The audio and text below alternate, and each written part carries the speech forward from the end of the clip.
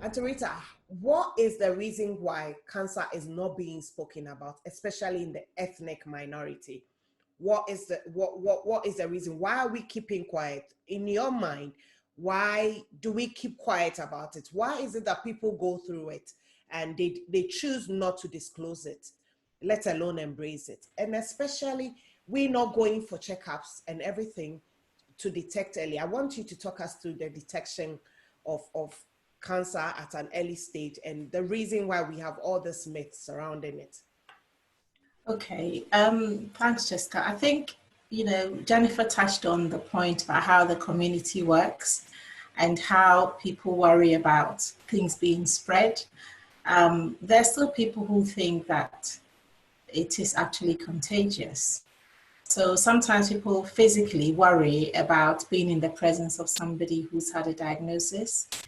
I think because of how deep our African traditional religion roots are, even among Christian circles, people always completely think that everything could be about a spiritual battle. And that's not to say that there cannot be a spiritual angle to sickness, like Frank has mentioned, but I think the the confusion around it and the fact that we don't naturally go out seeking facts around cancer means that it's easy for the fear and the misinformation to spread more and more through our community.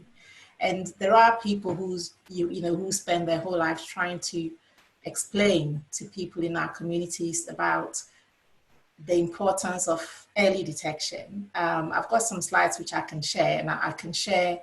There isn't time to go through a whole load of it, but this is just telling us that really cancer is really common among older people. And so rightly, if we see cancer among younger people, we do get worried. And that's not just stuck to our community. I think most communities are like that. Now, the slide that I really wanted to share about the fact that, and this is information that's based on science. And just to say, if anybody wants any information that's purely based on science, Cancer Research UK website, you can get that. But 4 in 10 cancer cases could actually be prevented. Wow. And the sort of things that people talk about which are linked to cancer are things like smoking, being a healthy weight, enjoying a healthy diet, cutting down on alcohol, being safe in the sun, and being more active.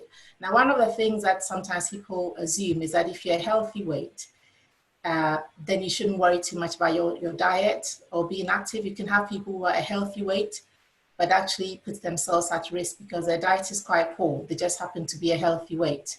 Or people who are a healthy weight are not active. So I think in our community, those are the things that maybe we can really, really focus on. Maybe less about the alcohol and the smoking, but being active and being a healthy weight definitely is linked to risks of cancer.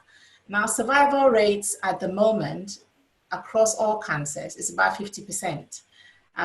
Cancer Research UK's ambition is that by 2034, it will move from 50% to 75%. Now, not that long ago, it was 25%. So there's a positive, which is that through science and research and different types of treatment, the survival rate across different cancers is 50%. But it differs a lot depending on which cancer.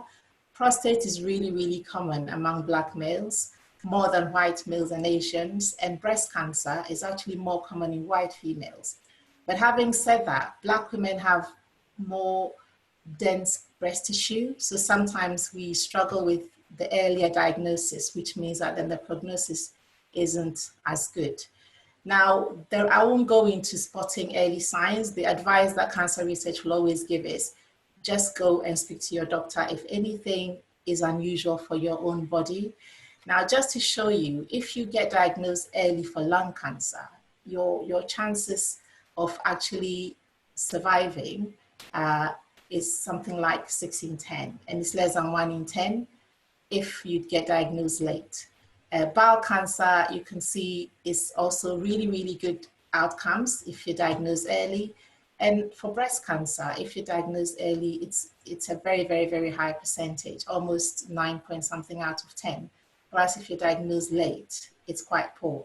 And then the final slide that I thought I wanted to show you was this. I know it's a bit of a busy graph, but the pink one is telling us about breast cancer, and it's saying the proportion that is diagnosed in the early stages, so stage 1 to stage 4. Breast cancer, a lot of it is diagnosed in stage 1 and stage 2.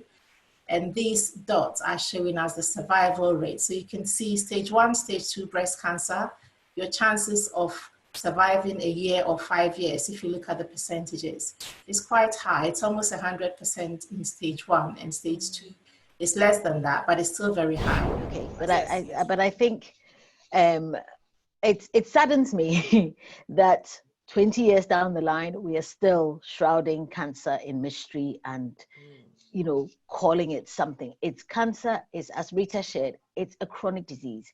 If you have diabetes, you have to manage it.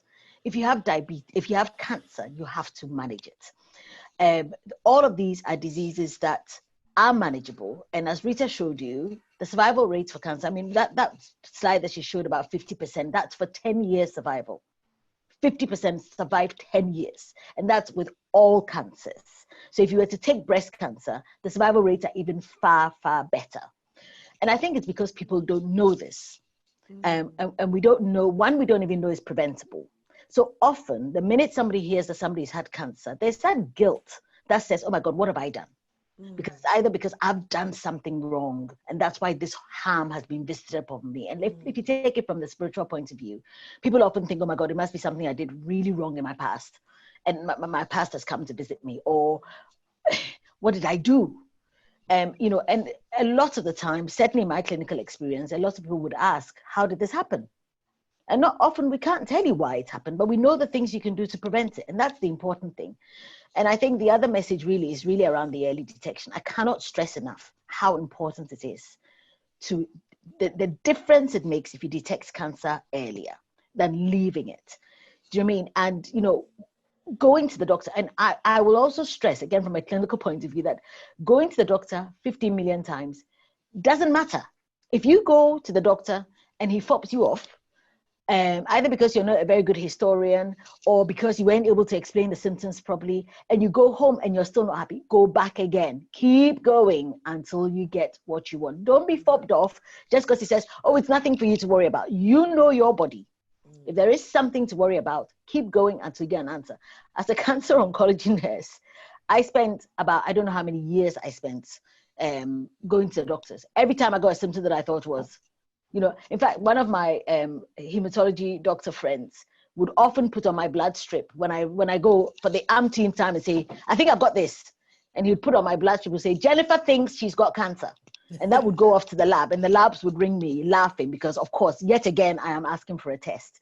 And it wasn't because I was paranoid. It was because I want to preach my own, I want to take my own medicine. If I'm telling people that if you're worried about something, do something about it, then go. And go and do something about it. And it doesn't matter. Honestly, the doctors don't mind how many times you turn up. But going back to the